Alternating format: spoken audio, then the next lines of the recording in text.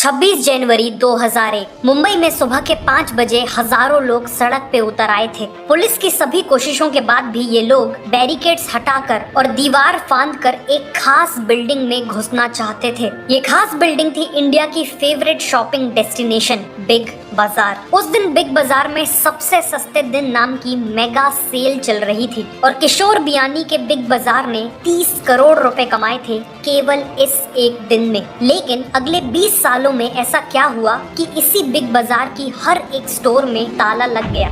आइए जानते हैं इस वीडियो में। कहानी की शुरुआत होती है 1981 में। किशोर बियानी कॉलेज के फाइनल ईयर में थे और उनके फादर चाहते थे कि वो फैमिली बिजनेस ज्वाइन करें, लेकिन वो अपनी फैमिली बिजनेस ज्वाइन करके खुद को लिमिट नहीं करना चाहते थे। वो लाइफ में कुछ बहुत बड़ा बिल्ड करना चाहते थे। इसी दौरान किशोर बियानी ने देखा कि उनके एक कॉलेज फ्रेंड ने काफी यूनिक फाइबर से बने फैशनेबल ट्राउजर्स पहने हैं। ये स्टोन वॉश फैब्रिक था और उन्हें इसमें काफी पोटेंशियल दिखा। उन्होंने तुरंत जुपिटर मिल से स्टोन वॉश फैब्रिक का 200 मीटर क्लॉथ खरीद लिया और शहर के गारमेंट मैन्युफैक्चरर्स को बेचने लगे। अगले 6 महीनों में ही उन्होंने लाखों का बिजनेस कर लिया था और यहीं से उनकी एंटरप्रेन्योरशिप जर्नी की शुरुआत हो चुकी थी। 1985 तक किशोर बियानी न केवल खुद के ब्रांड के फैब्रिक्स बेच रहे थे, बल्कि उन्होंने रेडीमेड ट्राउजर्स बेचने के लिए खुद का स्टोर भी खोल लिया था और उसका नाम रखा था पतलून। 2 साल बाद उन्होंने 7 लाख रुपए लगाकर मेंस वियर कंपनी की शुरुआत की, जिसमें उन्होंने खुद ही ट्राउजर मैन्युफैक्चरिंग स्टार्ट कर दी और अपनी नई ट्राउजर ब्रांड का नाम रखा पैंटालून। पैंटालून नाम के पीछे उनका आइडिया था पतलून वर्ड को ट्रेंडी और मॉडर्न बनाना, इसीलिए पतलून बन गया पैंटालून और आगे चल के कंपनी का नाम भी पैंटालून रिटेल में बदल दिया गया। पैंटालून के ट्राउजर्स का डिजाइन काफी फ्यूचरिस्टिक था, जैसे उनकी एक ट्राउजर में जिपर के ऊपर 3 बटन्स थी और ट्राउजर्स काफी हाई वेस्ट था। ऐसे ही मॉडर्न डिजाइन के चलते पैंटालून के ट्राउजर्स काफी पॉपुलर हो गए। 1994 तक पूरे इंडिया में पैंटालून के 72 फ्रेंचाइज स्टोर्स खुल चुके थे और उन्होंने ट्राउजर्स के साथ साथ शर्ट, जीन्स, टाई और सॉक्स जैसे प्रोडक्ट्स भी लॉन्च कर दिए थे। उसी दौरान किशोर बियानी ने देखा कि इंडिया में लार्ज फॉर्मेट रिटेलिंग का ट्रेंड बढ़ते जा रहा है। बेसिकली शॉपर स्टॉप जैसी बड़ी रिटेल स्टोर्स खुल रही हैं, जो साइज, वैरायटी और क्वांटिटी में एक नॉर्मल शोरूम से कई गुना बड़ी होती हैं। इसीलिए उन्होंने भी कोलकाता में पैंटालून्स की पहली लार्ज फॉर्मेट रिटेल स्टोर खोली। ये स्टोर 10,000 स्क्वायर फीट की थी और उस समय पूरे कोलकाता की सबसे बड़ी स्टोर थी। उन्होंने स्टोर में विजुअल मर्चेंडाइजिंग का कॉन्सेप्ट भी लाया, जिसमें स्टोर के कलर्स, साइंस, लाइटिंग और लुक एंड फील के थ्रू कस्टमर से कम्युनिकेट किया जाता है और अल्टीमेटली एक प्लेजेंट शॉपिंग एक्सपीरियंस दिया जाता है। ऑल्सो इस स्टोर में मेंस वियर के साथ साथ वुमेन और चाइल्ड वियर भी लॉन्च कर दिया गया था। सभी को लगा था कि गारमेंट्स के लिए इतनी बड़ी शॉप खोलना एक बहुत बड़ी गलती है, लेकिन पहले ही दिन वहाँ इतनी भीड़ आई कि सभी के ओपिनियंस गलत साबित हुए। इस अर्ली सक्सेस को देखते हुए 1999 तक पैंटालून्स के 13 मेगा स्टोर्स खुल चुके थे और अब किशोर बियानी इंडिया के फैशन रिटेल टाइकून बन चुके थे। लेकिन वो अभी रुकने वाले नहीं थे। उन्होंने देखा कि कस्टमर अपने टोटल एक्सपेंडिचर यानी अपने टोटल वॉलेट का केवल 8% ही क्लोथिंग में खर्च करते हैं और अगर उन्हें कस्टमर का 50% वॉलेट शेयर कैप्चर करना है तो उन्हें क्लोथ्स के अलावा बाकी आइटम्स में भी डाइवर्सिफाई करना होगा। इसी दौरान किशोर बियानी ने चेन्नई की सरवना स्टोर को विजिट किया। ये स्टोर 25 साल पुरानी थी, 5 फ्लोर्स थे और यहाँ क्लोथ्स, टॉयज, ज्वेलरी, अप्लायंसेस और ग्रोसरीज जैसे हर आइटम मिलते थे। सरवना का मॉडल था कम प्रॉफिट मार्जिन में बहुत ज्यादा सेल्स करना और किशोर बियानी के एस्टिमेट्स के अकॉर्डिंग ये एक स्टोर साल में 200 करोड़ की सेल्स करती थी। उन्होंने स्टोर को डीपली स्टडी किया और इसी से इंस्पिरेशन लेके खुद का हाइपर मार्केट स्टार्ट करने का फैसला किया और यही हाइपर मार्केट आगे जाके बना बिग बाजार। एक सक्सेसफुल हाइपर मार्केट बनाने से पहले किशोर बियानी ने इंडिया के लोकल बाजारों को डीपली स्टडी किया। उन्होंने देखा कि एक एवरेज इंडियन कंज्यूमर की साइकोलॉजी ये थी कि जो मॉडर्न और हाई फाई दिखने वाली शॉप्स होती हैं वो एक्सपेंसिव होती हैं, जिस कारण एक एवरेज कस्टमर लोकल बाजारों में शॉपिंग करने में ही कंफर्टेबल महसूस करता था, जहां शॉप और शॉपकीपर दोनों ही काफी सिंपल होते थे। इसीलिए किशोर बियानी ने अपने हाइपर मार्केट को नाम दिया बिग बाजार, ताकि बाजार सुनकर लोग उससे इंस्टेंटली कनेक्ट करें। उन्होंने बिग बाजार स्टोर्स को इस तरह डिजाइन किया कि वो एक बिल्डिंग में मल्टीपल शॉप्स का कॉम्बिनेशन लगे, जैसा कि एक बाजार में होता है। ऑल्सो उनका मानना था कि सेल्स सेल्समैन कभी भी कस्टमर से ज्यादा स्मार्ट नहीं लगना चाहिए, इसीलिए उन्होंने ऐसे सेल्समैन हायर किए जिसे एक कॉमन मैन इजिली अप्रोच कर सके। और इन सेल्समैन की यूनिफॉर्म भी काफी सिंपल रखी। फॉर एग्जाम्पल, बिग बाजार के सेल्समैन कभी भी टाई नहीं पहनते थे। फाइनली बिग बाजार का मेन आइडिया था कि कस्टमर को यहाँ सबसे सस्ता और सबसे अच्छा प्रोडक्ट मिले। इन्हीं स्ट्रेटेजीज को ध्यान में रखते हुए 2001 में कोलकाता, बेंगलुरु और हैदराबाद में बिग बाजार की पहली 3 स्टोर्स खुली। पैंटालून्स की तरह ये स्टोर्स भी काफी सक्सेसफुल हो गई, इतनी सक्सेसफुल कि अगले कुछ सालों में पूरे इंडिया में 100 बिग बाजार स्टोर्स खुल चुकी थी। लेकिन किशोर बियानी के दिमाग में इससे भी कुछ बहुत बड़ा बिल्ड करने के प्लान्स चल रहे थे। उन्होंने एक रिसर्च में देखा कि एक एवरेज कस्टमर एक शॉपिंग मॉल के अंदर मैक्सिमम 4 से 5 शॉप्स में विजिट करता है, जिसके बाद थकान के कारण वो किसी और शॉप में जाना नहीं चाहता। इसीलिए किशोर बियानी ने एक ऐसे मॉल के बारे में सोचा जिसमें शॉप्स के बीच में कोई दीवारें ही ना हो। इस कॉन्सेप्ट में कस्टमर को एक ही बार में मल्टीपल प्रोडक्ट्स और ब्रांड का एक्सपोजर मिलेगा और उसे बार बार स्टोर के अंदर और बाहर नहीं जाना पड़ेगा। साथ ही साथ किशोर इस मॉल को एक डेस्टिनेशन मॉल बनाना चाहते थे, मतलब एक ऐसा मॉल जो केवल रूटीन शॉपिंग करने की जगह ना हो, बल्कि अपने आप में सिटी का एक मेजर अट्रैक्शन हो और ये विजिटर्स को फूड, शॉपिंग, एंटरटेनमेंट और स्पेशलाइज्ड अट्रैक्शंस सब कुछ ऑफर करे। उन्होंने अपने इस नए मॉल के कॉन्सेप्ट को नाम दिया सेंट्रल और 2004 में बेंगलुरु में 1,20,000 स्क्वायर फीट की स्पेस में खुला पहला सेंट्रल मॉल। इस मॉल में apparel, footwear, accessories, home furnishing, music और बुक्स की 300 से ज्यादा ब्रांड्स थी। साथ में coffee shops, food courts, restaurants और पब्स भी थे। लोग यहाँ मूवी, कॉन्सर्ट और इवन ट्रैवलिंग के लिए टिकट्स बुक कर सकते थे। देखते ही देखते सेंट्रल मॉल बेंगलुरु का मेजर अट्रैक्शन बन गया और इसे देखते हुए हैदराबाद, पुणे और कोलकाता जैसे कई शहरों में सेंट्रल को तेजी से एक्सपैंड किया जाने लगा। 2006 में अपनी सभी कंपनीज को इफेक्टिवली मैनेज करने के लिए किशोर बियानी ने एक अम्ब्रेला कंपनी की शुरुआत की और उसका नाम रखा फ्यूचर ग्रुप। पैंटालून्स, बिग बाजार और सेंट्रल जैसे बिजनेसेस और हजारों करोड़ों के रेवेन्यू के चलते future group Indian corporate space का जायंट बन चुका था और Kishore Biyani Indian retail industry के अनडिस्प्यूटेड जार की पोजीशन पे थे। लेकिन अब उनकी कहानी में एक बहुत बड़े और लंबे डाउनफॉल की शुरुआत होने वाली थी।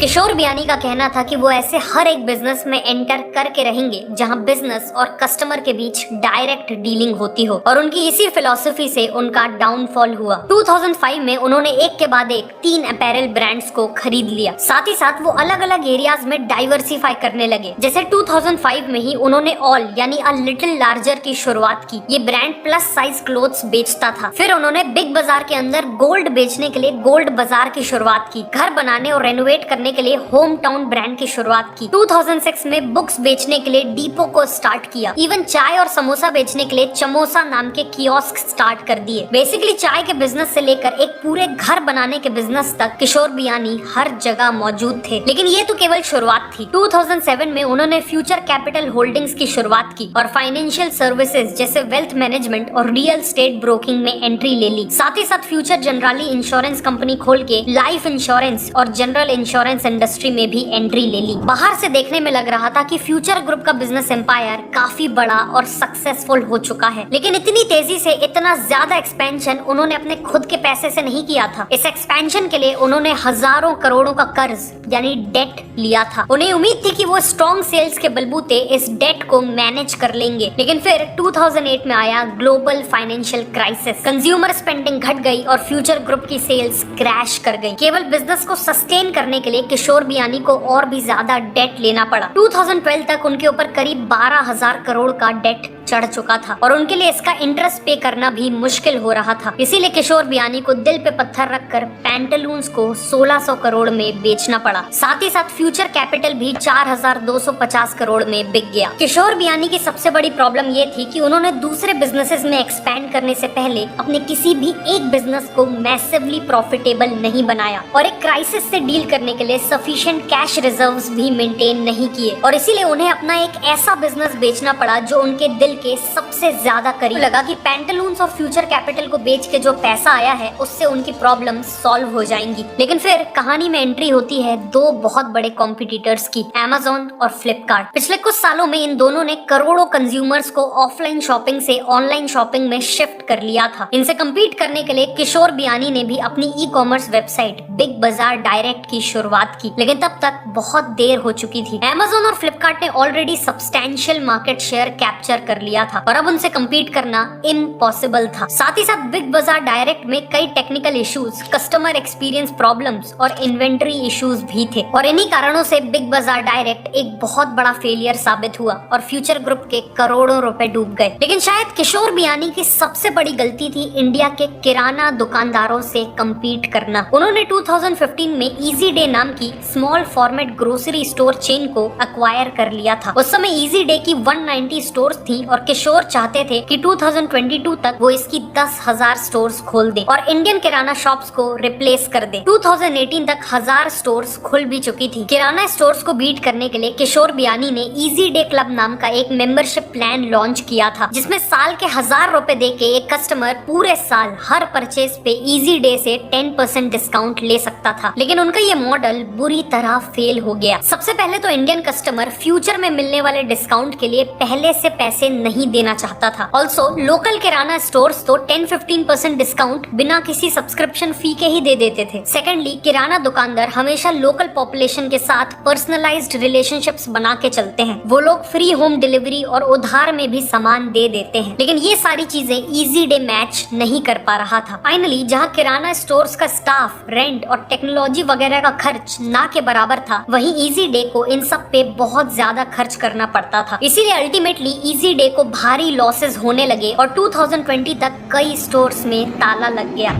लेकिन फ्यूचर ग्रुप की गलतियां यहाँ खत्म नहीं होती। किशोर बियानी ने देखा कि उनकी बिग बाजार और बाकी स्टोर्स के थ्रू दूसरी ब्रांड्स अपने प्रोडक्ट्स बेच के करोड़ों का प्रॉफिट कमा रही हैं। उन्होंने सोचा कि अगर सबसे ज्यादा बिकने वाले आइटम्स के लिए वो अपने खुद के ब्रांड के प्रोडक्ट्स लॉन्च कर दें तो उन्हें बहुत फायदा होगा। इसीलिए उन्होंने हर कैटेगरी जैसे snacks, home care, personal care और स्टेपल्स में अपने खुद के ब्रांड के प्रोडक्ट्स लॉन्च कर दिए। उनका प्लान था 2022 तक इन ब्रांड से 20,000 करोड़ का रेवेन्यू कमाना, लेकिन इनके ऑलमोस्ट सभी ब्रांड्स बुरी तरह से फ्लॉप हो गए। उन्हें लगा था कि केवल शेल्फ में रख देने से उनके प्रोडक्ट्स बिकने लगेंगे, लेकिन कस्टमर्स को अभी भी उन्हीं ब्रांड्स के प्रोडक्ट्स खरीदने थे जिन पे वो सालों से भरोसा करते थे। ऑल्सो फ्यूचर ग्रुप के ब्रांड्स ने पुराने एस्टैब्लिश्ड ब्रांड्स से कुछ भी अलग नहीं किया था। वो केवल डिस्काउंट्स के बलबूते ही सेल्स बढ़ाना चाहते थे और डिस्काउंट्स के कारण कस्टमर ने एक बार तो प्रोडक्ट को ट्राई किया, लेकिन क्वालिटी खराब होने के कारण रिपीट परचेजेस नहीं किए। इन सभी गलतियों के कारण फ्यूचर ग्रुप का बहुत पैसा डूब गया और मार्च 2019 तक उनका डेट फिर से बढ़कर करीब 12,800 करोड़ तक पहुंच चुका था। लेकिन इन सब के बाद भी फ्यूचर ग्रुप जैसे तैसे सरवाइव कर रहा था कि तभी कुछ ऐसा हुआ जिसने फ्यूचर ग्रुप को जड़ से हिला दिया, कोविड-19। जल्द ही नेशन वाइड लॉकडाउन अनाउंस कर दिया गया और फ्यूचर ग्रुप की बिग बाजार, सेंट्रल और बाकी सभी स्टोर्स रातों रात बंद हो गयी। उनका रेवेन्यू क्रैश कर गया। स्टोर्स का रेंट, एम्प्लॉयज की सैलरी और डेट की रीपेमेंट डिले हो गई। रेंट पेमेंट ना करने के कारण बिग बाजार और बाकी स्टोर्स की लोकेशन किशोर बियानी के हाथ से छिनने लगी और ये स्टोर्स बंद होने लगी। आज इनमें से करीब 800 लोकेशंस पे रिलायंस ने अपनी स्टोर्स खोल ली हैं। 2022 में बैंक ऑफ इंडिया ने फ्यूचर ग्रुप पे इंसॉल्वेंसी प्रोसीडिंग्स की मांग की और आज तक ये प्रोसीडिंग्स चल रही हैं। मतलब आज भी फ्यूचर ग्रुप के एसेट्स को एक एक करके बेचकर उनका डेट चुकाया जा रहा है। इसमें कोई डाउट नहीं है कि किशोर बियानी बिजनेस के जीनियस थे। उन्होंने पैंटालून्स, बिग बाजार और सेंट्रल जैसे बिजनेसेस बनाए जिसने इंडियन रिटेल इंडस्ट्री को रिवॉल्यूशनाइज किया और उन्हें इंडिया का रिटेल किंग भी बनाया। लेकिन इसके बाद उन्होंने अपना फोकस खो दिया और तेजी से हर जगह एक्सपैंड करने के लिए हजारों करोड़ों का डेट ले लिया। जैसे ही मार्केट कंडीशंस बिगड़ी और पैंडेमिक आया, उनका बिजनेस एम्पायर क्रम्बल कर गया, बिल्कुल एक रेत के किले की तरह। अगर आपको ये वीडियो अच्छी लगी तो मैं रिकमेंड करूंगा कि आप नेक्स्ट इस वीडियो को